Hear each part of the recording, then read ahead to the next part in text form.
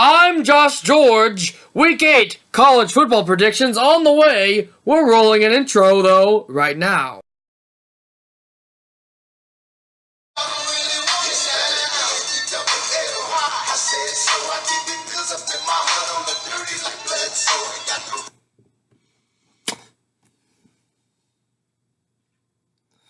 First game on the slate of games for Week 8 is West Virginia and the Oklahoma Sooners.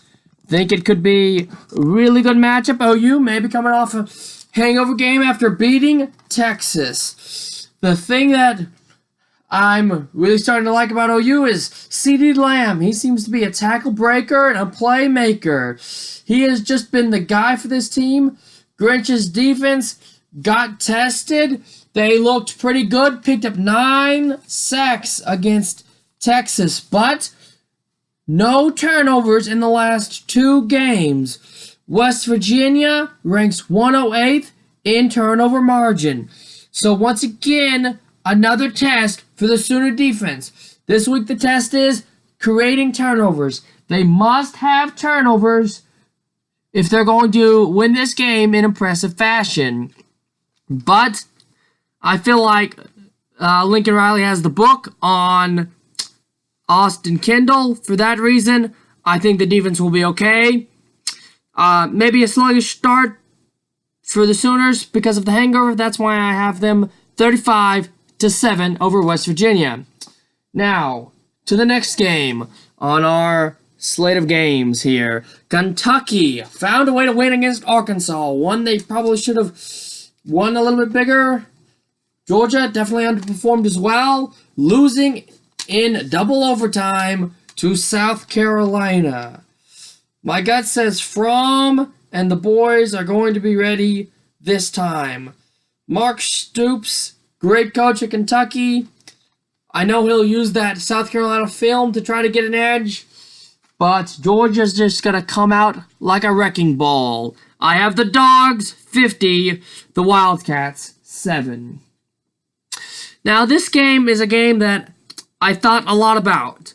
See, Louisville has looked really good on offense, and their defensive coordinator, Brian Von Gordon, I think is a decent coordinator. I know they didn't look that great defensively against Wake Forest, but I feel like he could get Trevor Lawrence's number. Trevor Lawrence looked like he was firing on all cylinders against Florida State. I just feel like he's starting to hit his stride. I know Louisville could make this one close, but I went with the Clemson Tigers 40, Louisville 20. Now, to a game that I think is an interesting game. One team kind of underperformed, the other overperformed here.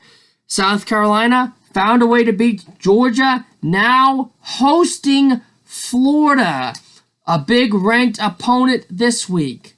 South Carolina won that game. Of course, they had +4 in the turnover margin. Turnovers were the key. But Will Muschamp has coached on both sides of this rivalry, and he is 2-4 in this game as either a Gamecock or a Gator. So I'm going to pick against Will Muschamp. And I have the Florida Gators 20, South Carolina 10. To the next game on the slate of games, ranked teams, Arizona State, Utah. A good matchup here in Salt Lake City, Utah. They've got the name because of their defense. Herm the Worm Edwards, though, kind of stays in games and sneaks around, finds a way to win. He might be reason enough to pick Arizona State, but Utah's defense is also pretty good. Their defense actually ranks 25th overall in offensive efficiency.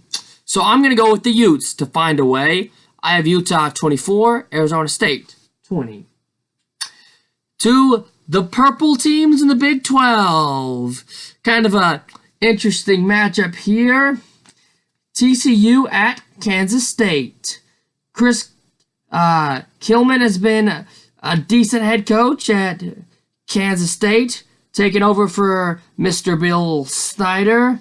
He likes to run the football, but, you know, even with that, these teams have been both offensive powers. TCU averaging 37.2 points per game. Kansas State averaging 31.4 points per game. Kansas State has lost the last 2 games. Something about it says Kilman's the man. He's going to have them ready. If he can find a way to beat Patterson, I don't know. I'm going to pick it. I've got Kansas State 30, TCU 28. Oregon at Washington. A lot of people think that these might be the best 2 teams in the Pac-12, and they may very well be correct in that fact. Now, it's an interesting game. Oregon scored 45 points last week, and Washington secondary still kind of looks questionable to me. I think it's going to come down to how good is Jacob Eason and how good is this Ducks secondary. My gut says that they're going to find a way, though. I'm picking the Oregon Ducks 45, Washington Huskies 44. Now, to kind of a group of 5, the kind of group of 5 game of the week, if you will. It takes place in the American Conference. It's going to be, I think, a really good game. Both of these teams are first in the respective divisions. Temple first in the East in the American, SMU first in the West in that conference. 2 quarterbacks that are really good and slightly maybe underrated nationally. Shane Buechele for SMU, and of course Anthony Russo for Temple. I think it's going to come down to who makes the big plays and who plays well in the key moments. Temple actually is 27th in offensive efficiency, and they've looked pretty good in some of the key moments, but my gut says SMU might just win this game. I picked SMU 41-30. Now, to the big game, homecoming in Stillwater, one of the best homecomings in America. It's one that you've got to see if you get the chance. Baylor comes into this one undefeated, and they're going up against the triplets, as they're called at Oklahoma State. Chuba Hubbard, Wallace, and Sanders. Really good offensive statistics. Will Charlie Brewer be able to carve up this Cowboy defense? I think this one has the potential to be a huge shootout. OSU coming off a bye week. Baylor coming off a battle to Texas Tech. Texas Tech beat OSU. Baylor beat Texas Tech. It doesn't really work that way in college football. I've got the Cowboys 31, the Bears 28.